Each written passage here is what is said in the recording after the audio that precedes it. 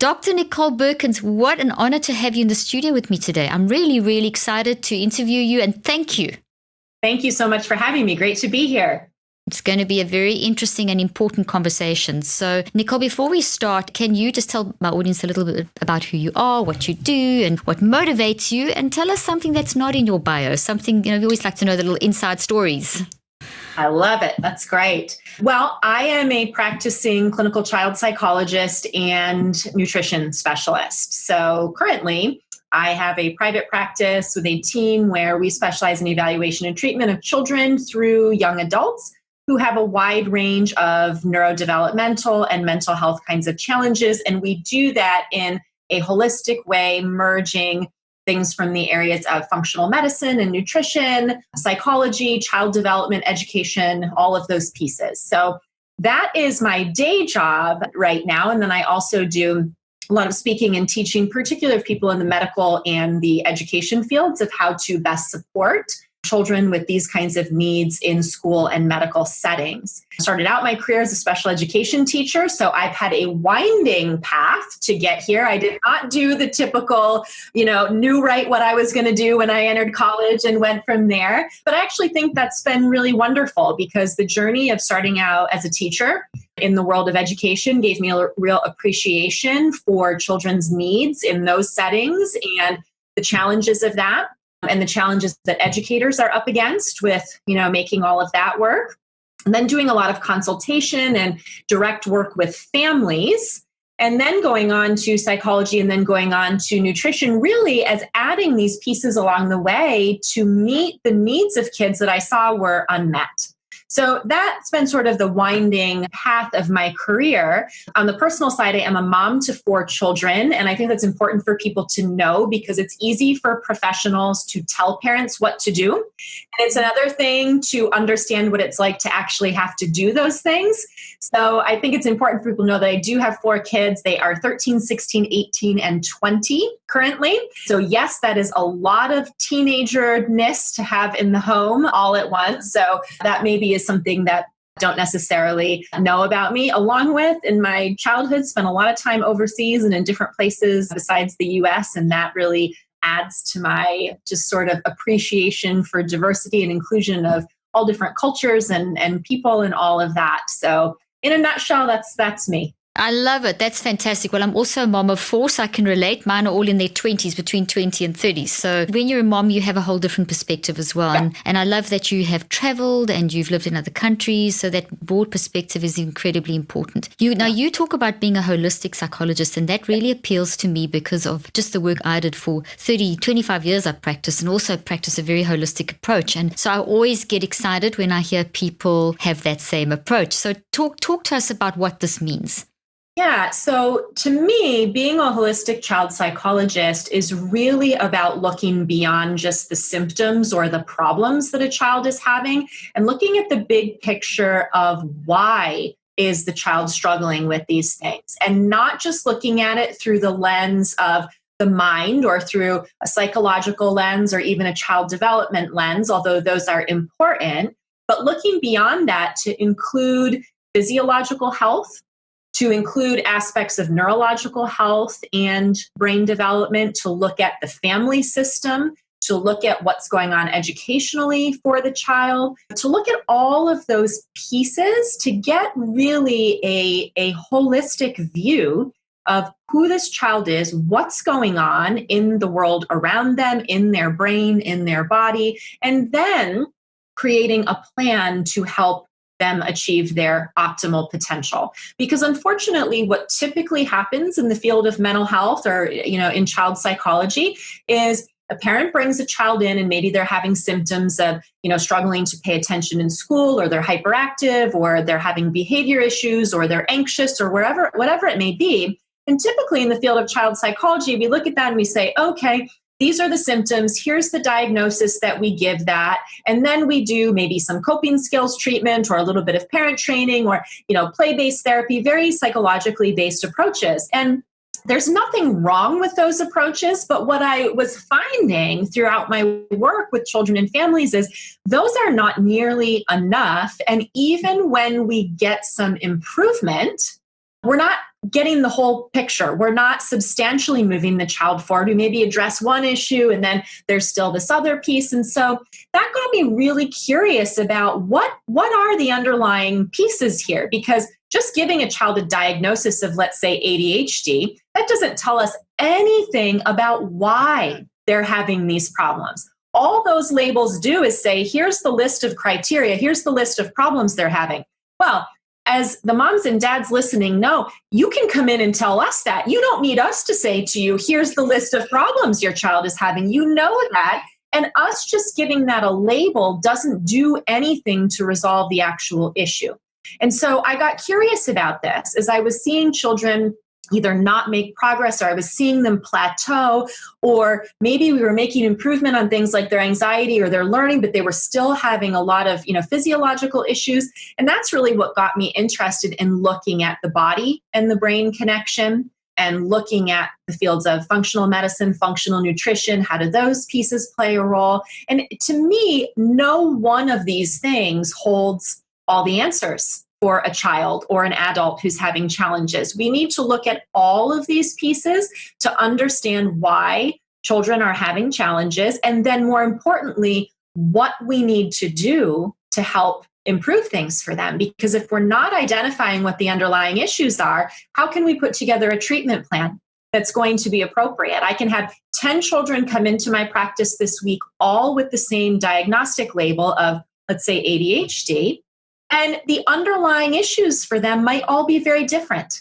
And so the treatment plan and the approach that we take is going to need to be different.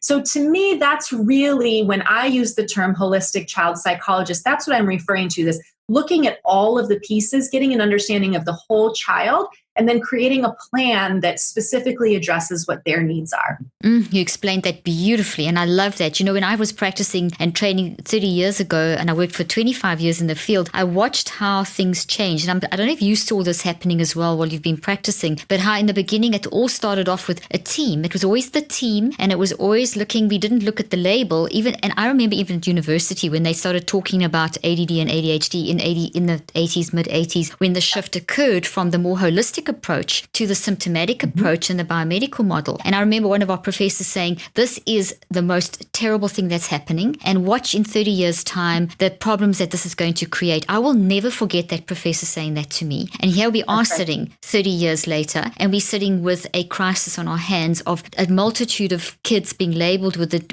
something that actually is not even a scientific entity. And you have to get back to a holistic approach where you describe the whole child. So I love that you have taken on that approach, and that it's not just that we can't look at the symptom. You have to look at the underlying cause all the time and all the pieces. I don't know if you found this, but even in the early days, we would talk about, in our first early days of practice, we would always advise on diet and exercise. We'd always look at those pieces. We would have the whole team. No one person made the decision. Now it's the psychiatrist labeling and making the decision, and then putting them into an IEP or some sort of a plan that is a specialized plan, and that's not appropriate. That's just a cookie cutter approach. And it hasn't worked. We've gone backwards. If you look at the statistics, it's gone backwards. It hasn't gone forward. So I'm so thankful for people like you that are challenging the system and trying to change it, because it's not working. Well, you're exactly right. And the statistics bear that out. I mean, we've seen over the last 25 years, more and more children diagnosed with more and more of these conditions. And yet we're not seeing that the standard treatment approaches are having a very good effect. In fact, when they do studies looking at that, they say, well, it's a real problem that not everyone has access to treatment, but even the children who do have access to the standard treatments are not doing very well. That's exactly. A lot of the research shows that they're doing, many of them are getting worse. And unfortunately, in the United States, and I think this has happened in some other countries abroad as well, but it's particularly a problem here in the US, this psychiatric model of we give you a label, and then that label corresponds to certain pills that we give you, and then that supposedly is a solution to the problem. Look, I mean, if that worked, I think we'd all be supportive of that. But here's the problem. The data shows that that does not work. There is no pill for each of these conditions. And unfortunately, I think this is really challenging for parents who come into the mental health system with a child who has these issues. And their experience is with the typical medical system where you bring your child in, your child has maybe these certain physical symptoms, and they run some lab tests and they say, oh, this is what your child has and this is the treatment for it. They assume coming into the mental health system that that's the same way that it is. And it is not. We do not have definitive tests for any of these labels or names that we give these things. And yet a lot of practitioners act like we do have scientific validation for these. And like, if we give you this label, then this is the treatment for it. And parents are very discouraged to discover over time that the labeling and the treatment that was done actually hasn't substantially helped their child.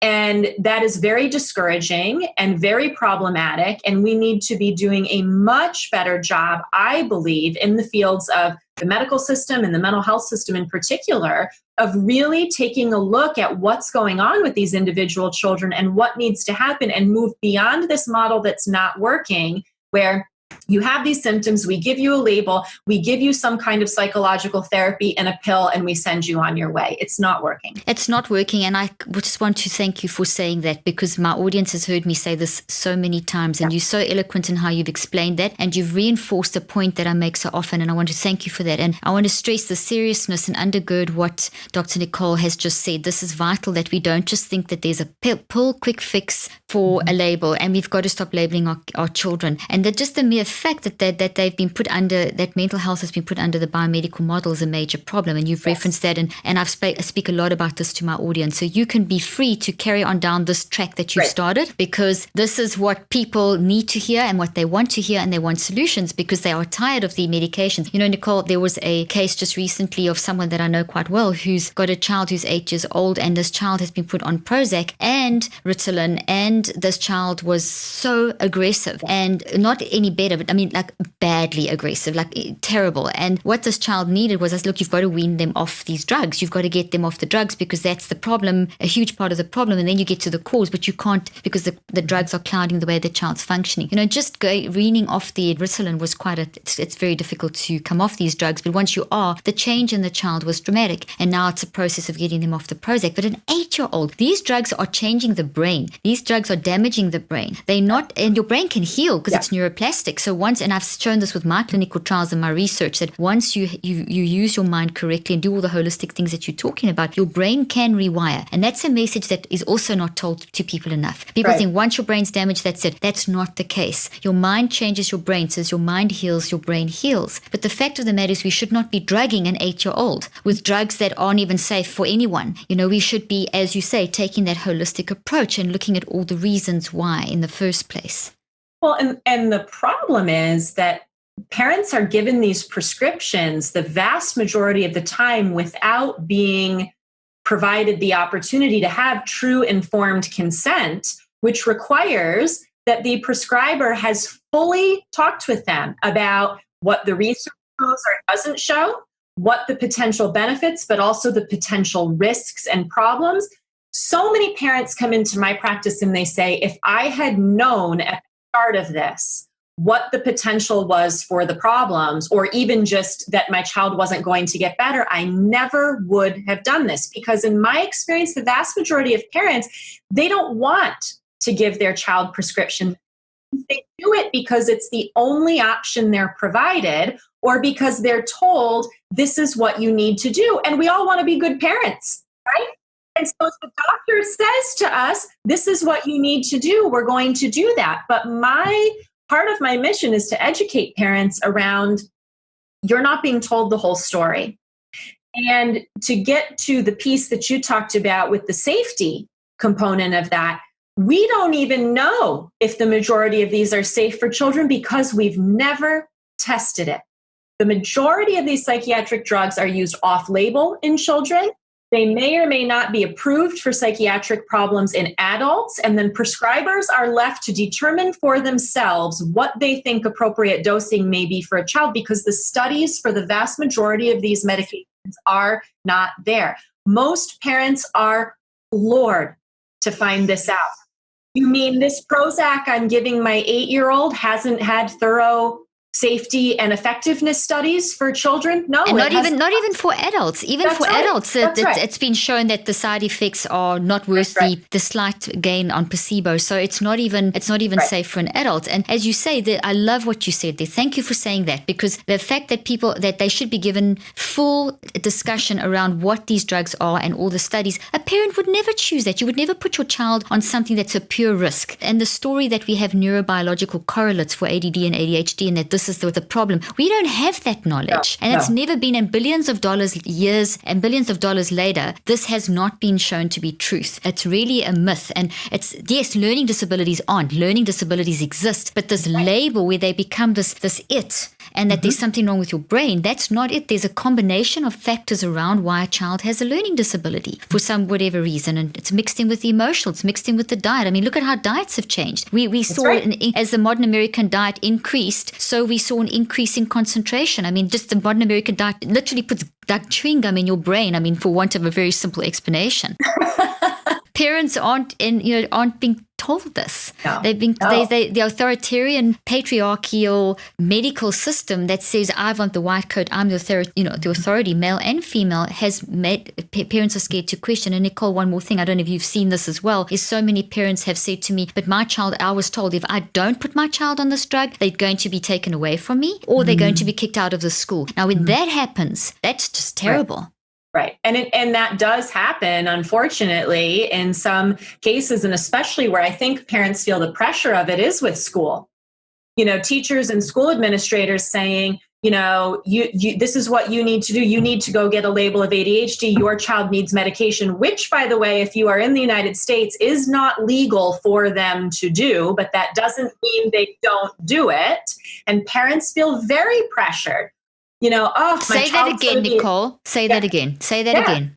That it's illegal for schools to tell a parent that you have to go get this label, you have to put your child on medication. They cannot do that, at least not in the public school system. And yet that happens all the time, where parents feel very pressured that they have to go to their doctor's office, they have to get this, they have to give this, because otherwise, their child is not going to be accepted at school, their child's going to continue to be suspended or even expelled.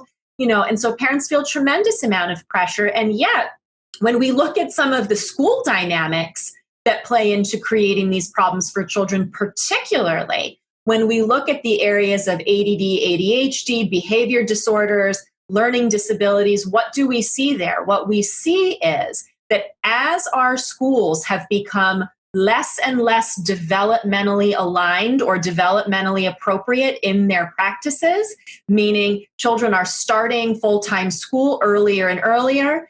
Academics are pushed at ages 3, 4, 5 now. As a teacher, when I was learning how to teach, what we were doing in second grade is now what's done in kindergarten. Those are developmentally inappropriate practices. And as we have shifted towards those, what have we found? We have found that more and more young children are now being diagnosed, particularly boys who are younger in their class. They're being diagnosed with ADD and ADHD and other behavioral disorders at higher rates. Why is that? A big part of it is because we are taking a child who developmentally should not be expected to sit for long periods of time, to be learning to read, to be doing these things, and we're putting them in an environment that's not appropriate for them. They aren't able to successfully do it, and then we're blaming it on them.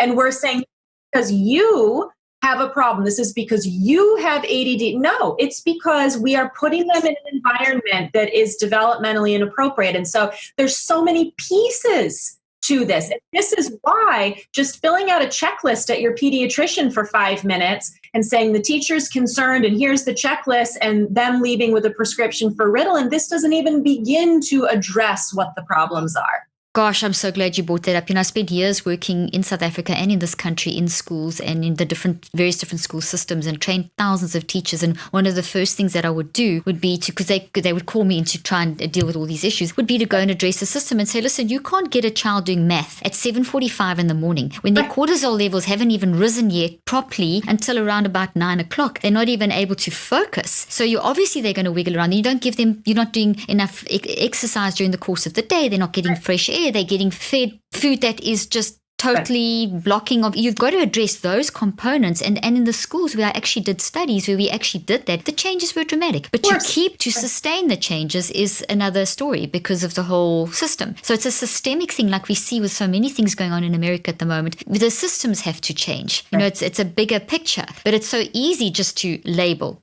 But it catches up. Now we are in that, honestly, that professor that I mentioned at the beginning predicted the crash that we're seeing. And we're seeing it in our kids, we're seeing it in our systems, we're seeing it across the board. And these kids are growing up to be adults with this damage in their brain from these drugs, which can heal. I wanted to stress that your brain can heal because it's neuroplastic. So here we've identified the problem. Let's start moving towards some, and I know we can't solve the world's problems now, and you have a lot of resources and there's many different things, but what advice would you give to a parent who is sitting now, because I know people are listening and they're saying, okay, that's me. I've got a child like that. I'm stuck in the system. I was forced to label. My child's on a drug. What do I do?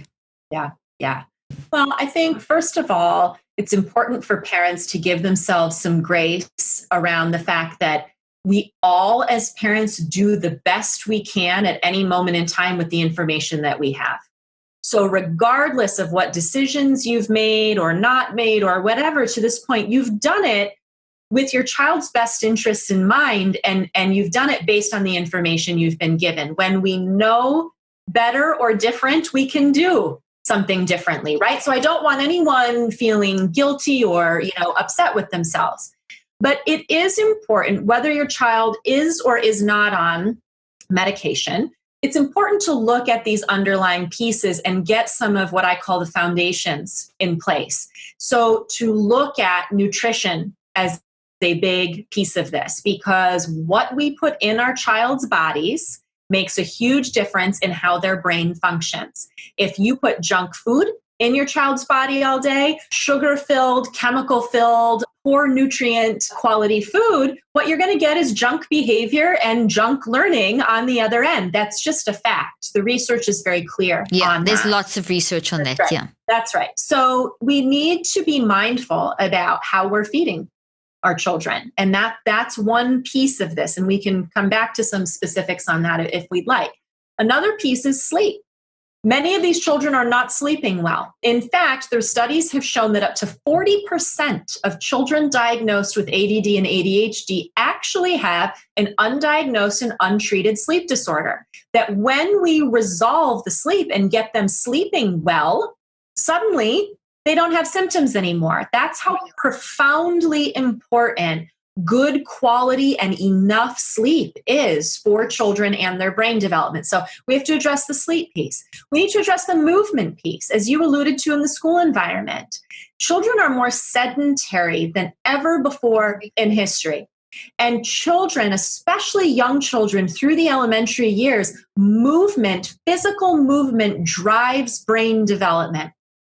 So when children are passively sitting in front of devices or sitting at desks when they're not actively moving their bodies, that has a very negative impact on brain development and on these symptoms. So that's another piece. And the screen time, and addressing that and the addictive quality of that, and ensuring that your child is not out of balance with spending way too much time on screens and then not enough time doing the other kinds of life things that they need to do to develop and to grow as a person, as a human being. So we've got the screens, we've got the stressors. We've got family stressors that sometimes need to be addressed. We've got trauma, all kinds of different traumas. And people say, oh, children don't have trauma. Many children have many different kinds of traumas. And so looking at those pieces, at stressors at school. How stressful is the school environment? Is the child being bullied? Are there peer stressors? What are the stressors in this child's life? And how can we address those? And then also the relationship piece. What's the parent-child relationship like? What relationships does the child have that support their development, that support their emotional and behavioral regulation. So these are really the foundations that we need to look at. Whether a child comes into my practice and they're not on medication, they're doing other treatments, they're not, or they are on medication, it really doesn't matter. We need to come back to these pieces and get some good, strong foundations built in these areas.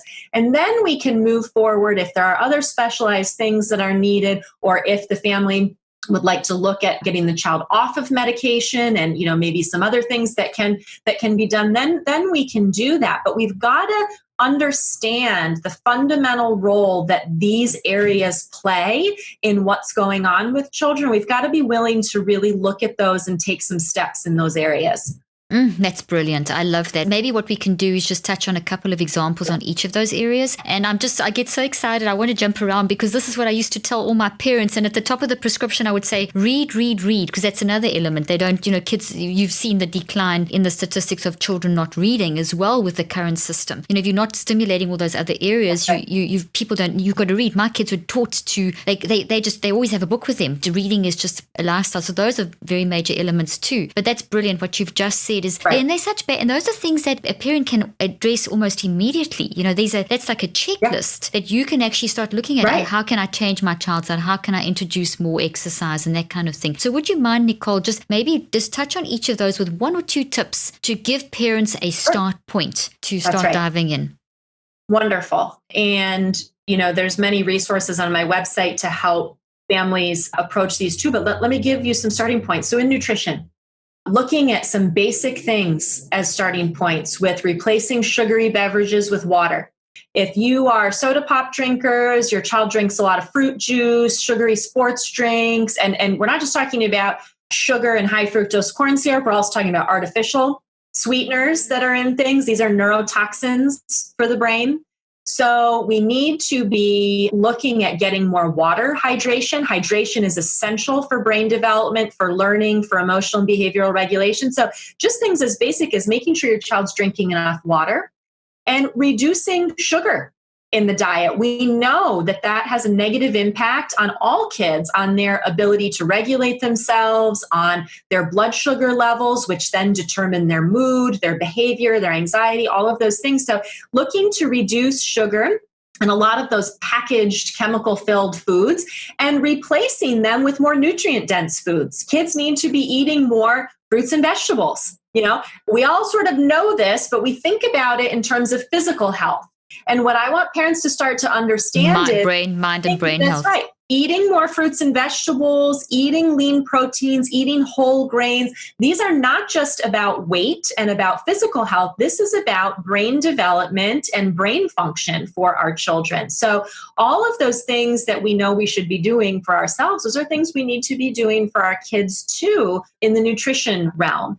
And of course, then there are lots of targeted nutrient therapies and things, which we won't get into here, but I do want your parents listening to know that these are good research-based effective options. We can use targeted nutrient supplement protocols, targeted amino acids, specific kinds of specialized diets for children who need them that can make a profound difference. So again, those are more advanced things that you work with a practitioner on, but to just know that those options exist and are valid and that you can find people to help you with those. That's brilliant. I want to just add to the food thing. What you've given there is absolutely essential advice. And I wrote a book called Think and Eat Yourself Smart, and there's a whole section in there where I explain about, a lot of my audience are familiar with this, but the impact of sugar on the brain and what it does and how it actually literally kills brain cells. And you can rebuild them again, but you have to. And it's also that the effect of sugar, like just pure sugar. I mean, this. It's like giving your cocaine in your brain. You're not going to give your child cocaine. So giving your child a junk food cookie is actually it's actually safer. If you look at the addiction, the 7 top addictions, cocaine is less addictive than the modern American diet. The modern American diet's number 2 and cocaine is number 7. So if you just considering that, and it's more difficult to withdraw from the modern American diet than it is to withdraw from cocaine. I mean, those are just reference points because we think cocaine, we would never give our child cocaine, but we give our child the modern American diet. So I try and tell people the modern American diet is actually worse than cocaine, and you're not going to give your child cocaine. So just that kind of is a reference point. This is like, it's so important what you're saying. We can't just, that's fundamental. It's what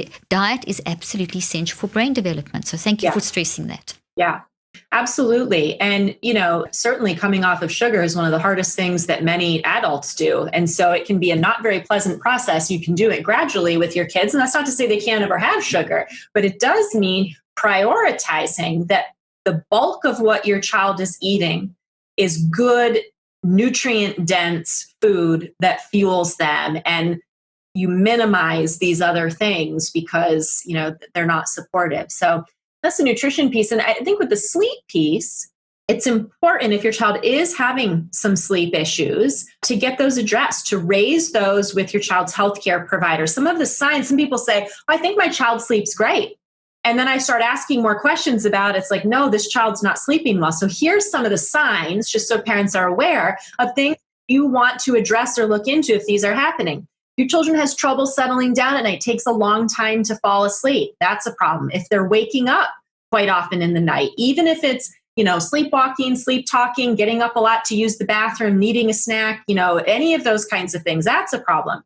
If they are very restless in their sleep, these children, because their covers are all over the place in the morning, they're flipped to the other side of the bed, or when you go maybe on vacation or something and you share a bed, nobody wants to share a bed with the child because he's kicking everyone in the night, or you hear him, banging against the wall in his room. These are signs of restless sleep. When children are doing that, some of them will complain about feeling restless legs, feeling, kind of prickly, but many of them, they don't know even that it's happening, so they don't report it. So we need to be mindful and watching for it, because that kind of restless sleep means a child is not getting the quality restorative sleep they need.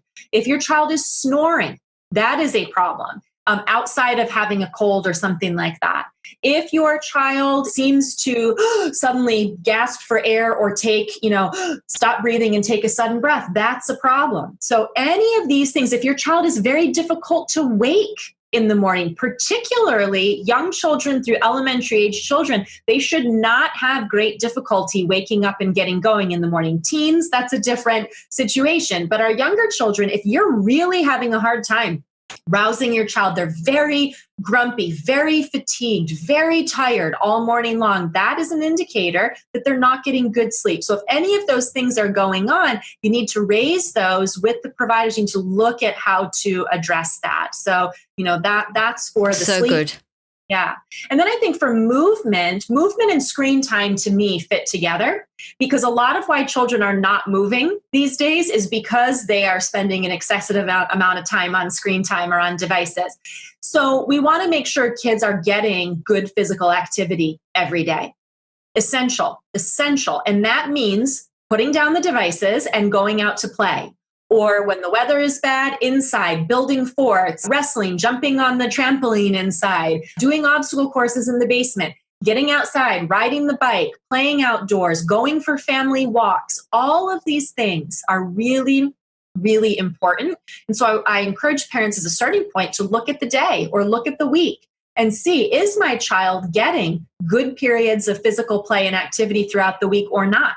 And if not, or you say, well, a little bit, but not much, look at how you can build that in each day. And then that goes along with minimizing the electronics, setting some limits on these are things that we're going to prioritize before we do screen time. Have you helped out with your things around the house? Have you gotten some time outdoors, gotten some physical activity? Have you done something with friends? Have you done all these other things that we prioritize as important? If so, then you can have some screen time. But we're not going to prioritize screens as sort of the default mode. And then, oh, by the way, you should also, go out and ride your bike. So that movement piece is critical. So those are some pieces, I think, to get parents started.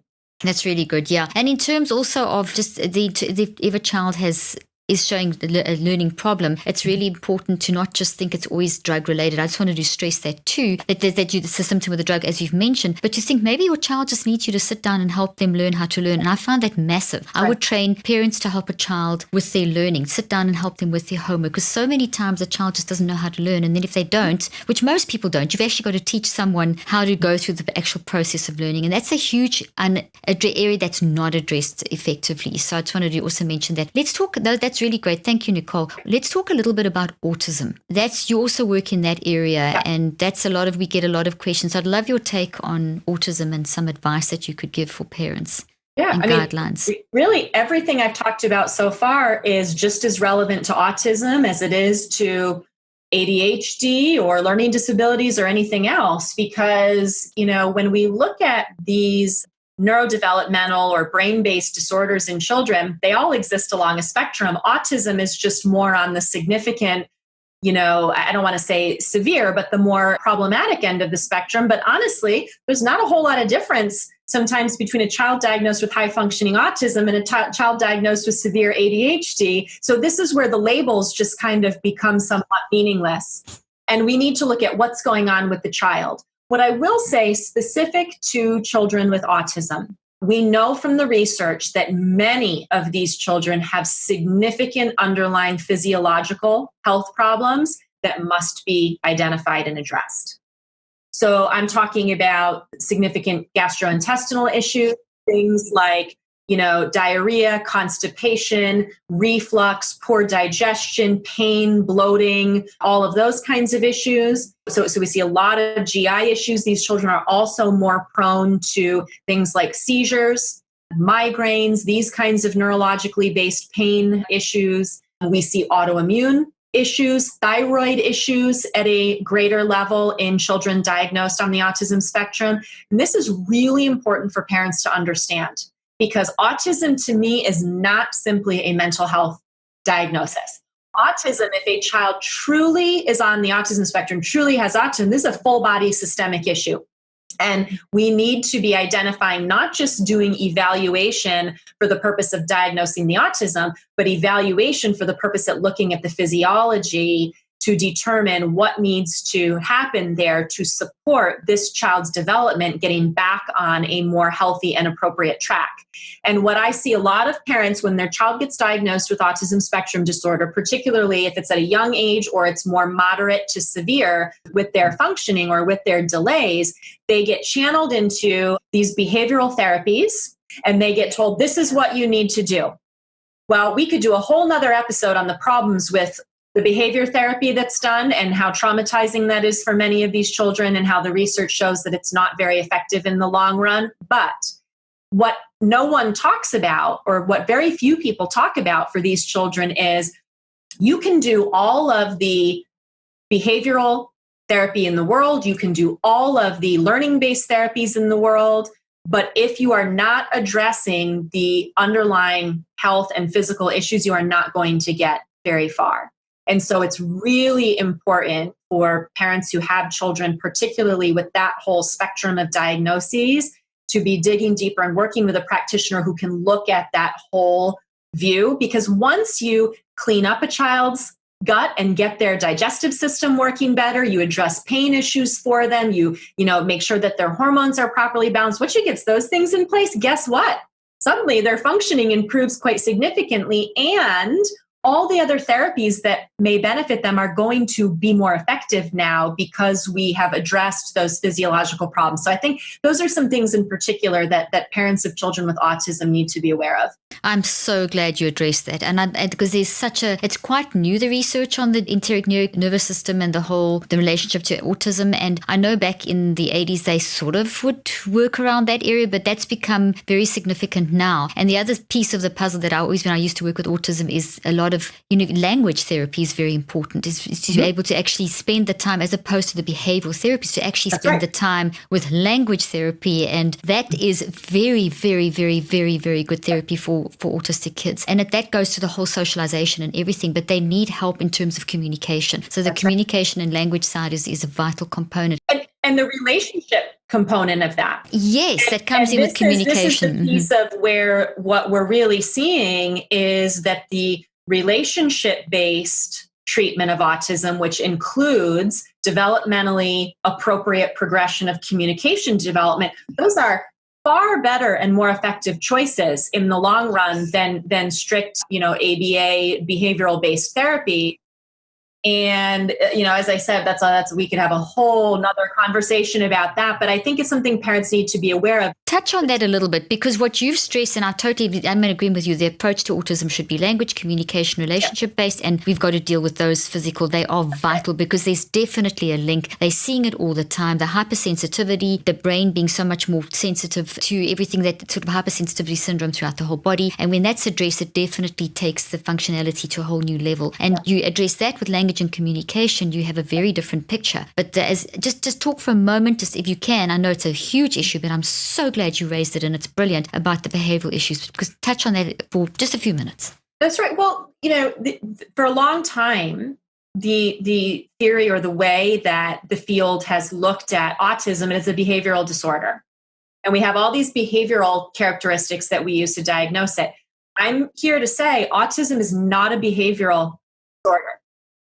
Autism is a profound neurologically and physiologically, it's a whole body, brain and body disorder that causes a child's development to go markedly off course at some point in their early development. It is not a behavioral disorder. The behaviors are merely symptoms of what is really going on. So when we put children in this behavior-based therapy where we basically reward and punish them into managing their behaviors, into saying words, we reward and punish them into sitting in a chair, into saying hello to people, whatever it may be, at best we get this sort of oddly compliant and very stilted and unnatural child who sort of is able to communicate, but not really communicate, isn't able to develop true friendships, true relationships,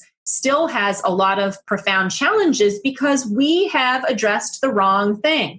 When you're just intervening at the level of behavior, you have missed the mark. And I'm not saying that we don't sometimes need targeted interventions to address specific behaviors, especially if there are safety or those kinds of concerns. However, that should never be the cornerstone of a child's treatment. Never, ever. And in fact, the research does not bear out that children with autism who have gone through this intensive behavioral intervention do any better when they reach adulthood. And that is a really important thing for parents to understand, especially when you consider the amount of time and money that parents are pouring into these behavioral approaches. Your child is not likely to have any better outcome in the long term than children who never received any treatment. And that's really important for them to understand. And instead, what you want to focus your time, money, energy, and efforts on are these other things we're talking about that the research shows actually get to the root of these issues and support true developmental progress. Communication, relationship-based approaches, getting the medical problems taken care of, addressing the nutritional components. These are the pieces that truly do make a difference, and honestly, that feel a whole lot better to families because they say, well, this feels right to us. This reduces our stress. This we're making progress with. So just some important things, especially, again, for families who are dealing with children on the spectrum, some important paradigm shifts or some new ways of thinking about this that they may not have been exposed to. Brilliantly said. Thank you so much for stressing that. It's almost like we're going back to how they always work with autism in the 50s and 60s and 70s. And then it changed in the mid 80s and 90s to this more behavioral approach. And we see from the research that it is not working. That's right. I want to undergird that and stress that the scientific research shows that the behavioral approaches are not working. Right. The good old fashioned language, communication, relational and nutritional, and then this extra component that they know, which is more recent research, which is addressing the physiological,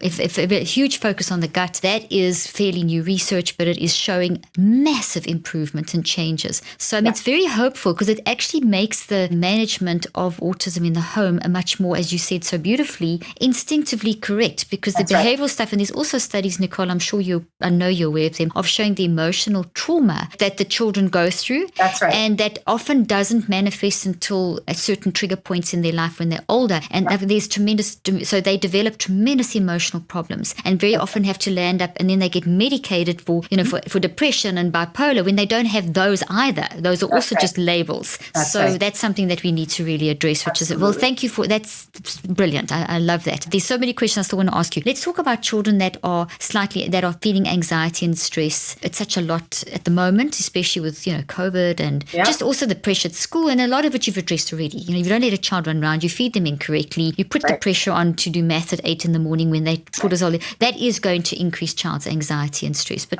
anxiety is a sign of the times, I think, that we're living in for both adults and for children. And unfortunately, what we've seen is every year that goes by, and the American Psychological Association puts out an analysis on an annual basis. I think it's annual. It may be every other year, but I think it's every year, called Stress in America. And looking at these markers of stress and anxiety, and one of the elements they look at is stress and anxiety level in children and adolescents and young adults. And what we're seeing is with every year, this profound increase in the number of children, the number of teens who are experiencing just really significant levels of anxiety. And again, we can go back to so many of the things that we've talked about, whether it's unsupportive, inappropriate school kinds of situations, to the stress levels of parents and families and not spending time together and prioritizing children's needs, to academic pressures with college, to financial pressures, to peer pressure, to the issues with social media, growing up in a 24/7 internet connected world that, people in our generation, we didn't have to deal with that. So in a perpetual cycle of activity. That's right. So all of these pieces. So as parents, we need to recognize that the environment right now that we're raising children in is such that anxiety is a much more prevalent problem that we need to be aware of, and that we need to be taking steps to support these issues in our children, to helping them become more emotionally resilient, to helping them take care of their brains and bodies in a way that keeps anxiety at an appropriate level, how they're eating, how they're sleeping, how they're moving, all of these pieces, especially as they get into those teen years and start to make some of those decisions for themselves, making sure that we are talking about these issues as a family, that we're modeling as parents healthy coping, right? That our coping strategies aren't just a glass of wine and, zoning out in front of Netflix for 5 hours every night because we're stressed about our job or, our home life or whatever, that we're modeling good, healthy coping skills, and that we are providing our children with resources to help learn those skills if that's what's needed, whether that's accessing some therapy with a therapist who can help them learn, in even just a few sessions, some helpful breathing strategies, how to use things like EFT, tapping, how to use mindfulness and meditation. There's more resources online now than ever before for those things. So making sure that we're aware of those and using them for ourselves and modeling that, and then helping our children learn those things so that they can become resilient, so they can realize that anxiety is a normal part of living a healthy life. And it doesn't mean there's something wrong with us, but it does mean that we need to learn how to manage it, how to live with it in healthy ways, how to embrace it, how to deal with it. So that's my general spiel on anxiety. No, I agree with you totally. You're speaking to the choir here. That is just brilliant. The way you've summarized it, we've got to, I love it that you stressed as well that anxiety is a normal part of life. It doesn't mean that you're ill, because there's the fear attached. These kids are picking this up. It's the first generation of children that are being told. A classic example, a friend of mine went and gave a lecture recently, and it was actually a couple of years back, but the point of this thing was that they were talking about mind and mental health and so on. And the kids' immediate reaction was, oh, you just get a drug. So it's the first generation that is growing up thinking that the emotions I feel, there's something wrong with my emotions. Meanwhile, emotions, the good and the bad, are all part of our normal human experience. And anxiety is one of those. And we've got to manage it. And kids are not having time to sit and just think. Just sit outside in the sun and do nothing. They're always on their phone, always doing something. So the most simple thing we could tell a parent to do to reduce anxiety is to let your child do nothing. And I know you have an article about it's good for your children to be bored. And so talk about how people can find out more about you. And you've got some great resources. I've got your website pulled up. You've got some great resources and blogs and so on. Thank you. Yeah, I've got, hundreds of articles and videos and things at this point. Yeah, so drbeurkens.com, DRBEURKENS.com is my website. And I've got lots of things there for parents and for professionals who are interested in these things. There's articles, there's videos, there's handouts, lots of things there. I also have a book written several years ago now for parents called Life Will Get Better, which is specifically for parents, giving specific strategies in these areas that we've discussed about how you can start implementing these things in your family and with your child. And then I have a Better Behavior Naturally online membership option for parents who are interested in, delving into these pieces, taking small steps in these areas, and it's self-paced. You can do it as it's relevant for you, but that's also an option. It's a way that I'm able to work with more families and help them with these things than just what I'm able to do in the clinic, because obviously I'm limited, here at my clinic with how many families I can see. So lots of online opportunities. I encourage people to join me on the website, on YouTube, on Facebook, on Instagram, all those great places. Wonderful. We'll have all those links in the show notes that people can get hold of you. So thank you so much for your time and your invaluable advice. It's been amazing, wonderful and important discussion. So I just want to thank you so much. We need to have more discussions. There's a lot of topics that we can still discuss in this area. Right. So thank you so much. I really appreciate you coming on the show today. Thank you for having me and for the great conversation. No, it's been amazing. Thank you so much.